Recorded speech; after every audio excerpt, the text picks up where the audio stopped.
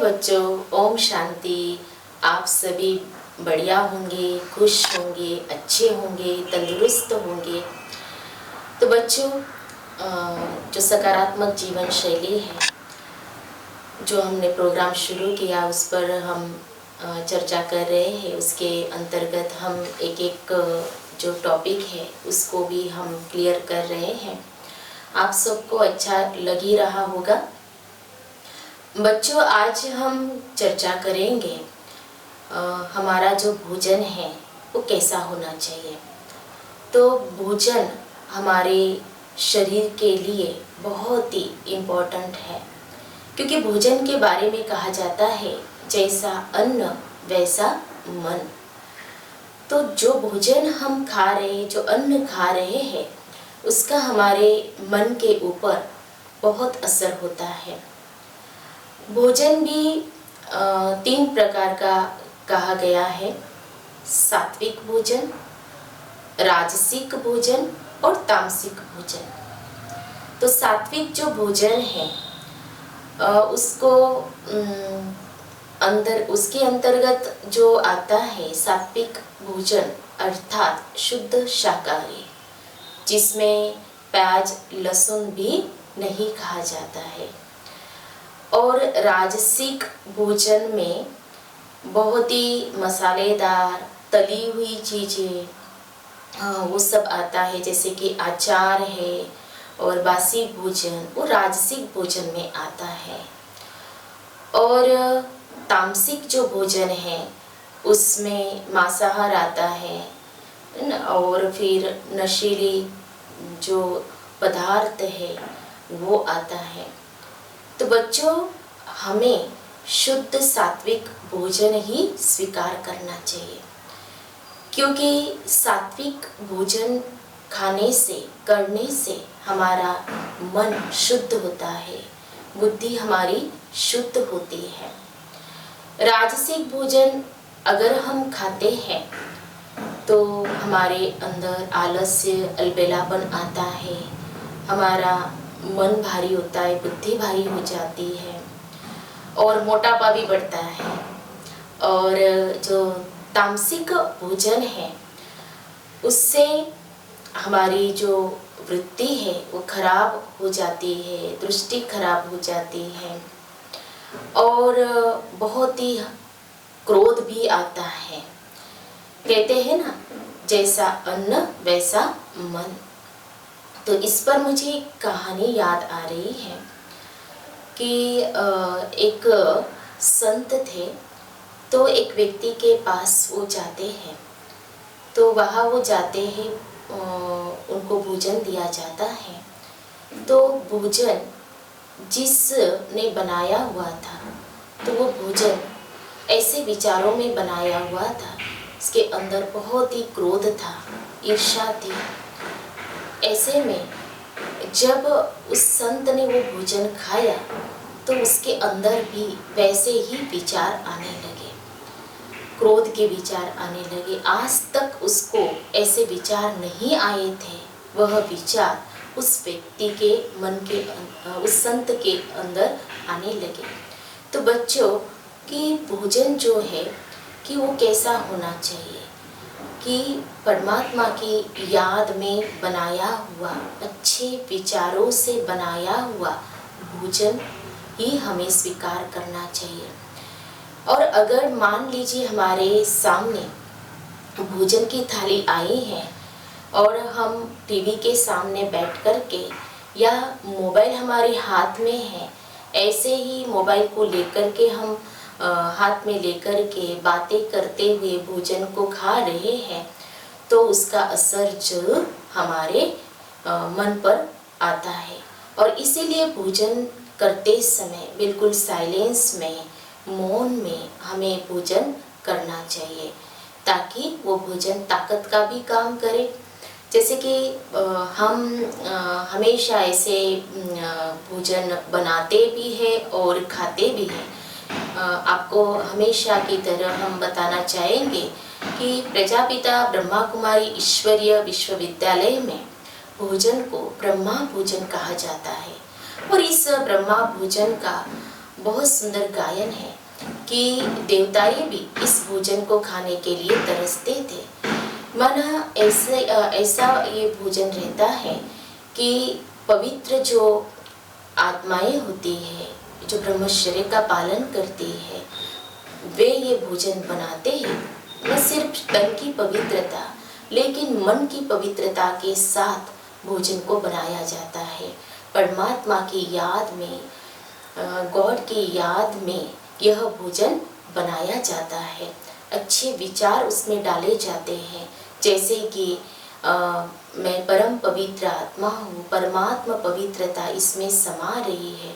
और ये भोजन जो भी खाएगा उसका मन बिल्कुल शुद्ध हो जाएगा, उसके अंदर भी ताकत आएगी, उसका मन शांत हो जाएगा। तो बहुत सुंदर विचारों के साथ भोजन को बनाया जाता है। और खाते समय भी यह स्मृति रहती है कि यह जो भोजन है, यह भोजन परमात्मा के भंडारे से हम सभी स्वीकार कर रहे हैं। तो उनको धन्यवाद देते हुए, प्रकृति को धन्यवाद देते हुए उस भोजन को हम स्वीकार करते हैं, तो जिससे हमारा मन शुद्ध बनता जाता है, बुद्धि क्लीन और क्लियर बनती जाती है।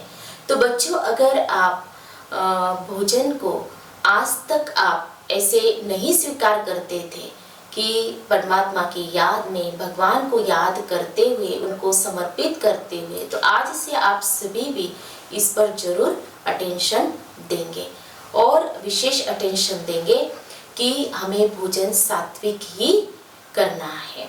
आपने कभी देखा है बच्चों, देवी देवताओं को लहसुन प्याज वाला भोग लगाया है, बीड़ी सिगरेट का भोग लगाया है? कभी नहीं देखा ना, क्योंकि देवी और देवताओं को जो भोग लगाया जाता है, जैसे कि पूरी, हलवा, खीर, ज़्यादा से ज़्यादा यही लगाते हैं ना।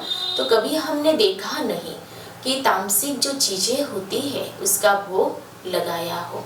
तो बच्चों, वैसे ही हमें भी अपने शरीर की देखभाल के लिए सात्विक भोजन और विशेष मन की शुद्धता के लिए सात्विक भोजन जरूर हमें करना चाहिए। तो भोजन का हमारे शरीर पर बहुत ही असर होता है। और मैं एक कहानी आपको सुनाना चाहूँगी। एक राजा थे, वो अपने सैनिक के साथ जंगल में जा रहे थे। तो उनको अचानक ही क्या होता है, प्यास लग जाती है, लेकिन आसपास कहीं पानी नजर नहीं आता है। राजा को दूर से ही एक कुटिया नजर आती है। तो राजा ने कहा सैनिक को, वहाँ पर एक कुटिया है, मैं वहाँ पर जाता हूँ, तब तक तुम पानी लेकर के आओ। तो राजा कुटिया की ओर जाते हैं और वो सैनिक पानी लेने के लिए चला जाता है। तो कुटिया के पास एक साधु थे और वो ध्यान में बैठे हुए थे और उनके पास एक कमंडल था। उस कमंडल में पानी भरा हुआ था और साधु ने बहुत ध्यान से ध्यान किया हुआ था और वो कमंडल में जो पानी भरा हुआ था, उस पानी में पूरे वाइब्रेशन, अच्छे वाइब्रेशन थे। अभी राजा की नज़र जो है साधु की ओर जाती है, तो यहाँ तो साधु जी बैठे हैं, ध्यान कर रहे हैं और उनके पास कमंडल भी है और उस कमंडल में पानी भी भरा हुआ है। अभी राजा से तो रहा नहीं जाता है और राजा उस कमंडल को उठाते हैं और अपनी प्यास बुझाते हैं, पानी पीते हैं। तब तक वो सैनिक भी आ जाता है और सैनिक को भी राजा वो पानी पिला देते हैं। वो सैनिक जो पानी लेकर के आता है, तो राजा ने उस कमंडल को फिर से भर दिया उस पानी से और साधु जी के पास रख दिया। अब जैसे ही साधु ध्यान से उठते हैं, फिर साधु की नज़र राजा के ऊपर जाती है कि हमारे कुटिया में राजा पधारे हैं, अतिथि के रूप में आए हुए हैं। तो उनको फल भी खिलाते हैं, साधु राजा को फल भी खिलाते हैं। अभी राजा साधु जी को कहते हैं कि मुझे यहाँ बहुत अच्छा फील हो रहा है, अच्छा लग रहा है, मेरे मन के अंदर जैसे कि बहुत अच्छे विचार आ रहे हैं। आपके यहाँ का मैंने पानी भी पी लिया, कमंडल में जो पानी था वो हमने पी लिया और जो दूसरा पानी लेकर के आए थे उसको हमने उस कमंडल में भर दिया और फल भी हमने खाए तो बहुत अच्छा लग रहा है। तो जैसे ही राजा ने साधु को ये बात बताई कि कमंडल में हमने दूसरा पानी भर दिया था, तभी साधु ने राजा को कहा, तभी तो मैं सोच रहा हूँ कि मेरे अंदर ऐसे विचार क्यों आने लगे कि जैसे मुझे भी राजाई ठाठ हो, मना राजसी जैसे जो ख्यालात होते हैं ना वो मेरे अंदर आने लगे। तो वो बच्चों कि पानी जो राजा ने भरा हुआ था और सैनिक लेकर के आया था, वो पानी वो जल पी करके साधु के मन के अंदर ऐसे विचार आने लगे। तो वो वाइब्रेशन राजा के जो वाइब्रेशन थे उस कमंडल में समा गए थे और जो साधु के जो वाइब्रेशन थे, पहला जो पानी था वो राजा ने पिया तो राजा के अंदर भी वो ऐसे जैसे कि त्याग वाले, वो संन्यास वाले जो विचार होते हैं, अच्छे विचार है वो आने लगे।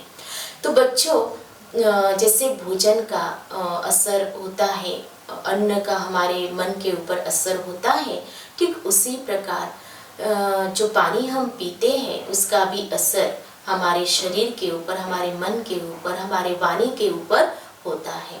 और इसीलिए हमें इन बातों पर जरूर ध्यान रखना है। हमारा भोजन बहुत ही सात्विक होना चाहिए। तो बच्चों जब भी आप पानी पिएंगे या भोजन करेंगे तो पानी पीते समय 7 बार जरूर आप ये संकल्प करना कि मैं परम पवित्र आत्मा हूँ। 7 बार ये संकल्प करना और उस जल को, उस पानी को आप जरूर पीना। तो वो जल भी क्या बन जाएगा? शुद्ध बन जाएगा। बहुत सारी बीमारियां अन्न के कारण और अशुद्ध जो पानी होता है, जल होता है, उसके कारण होती है।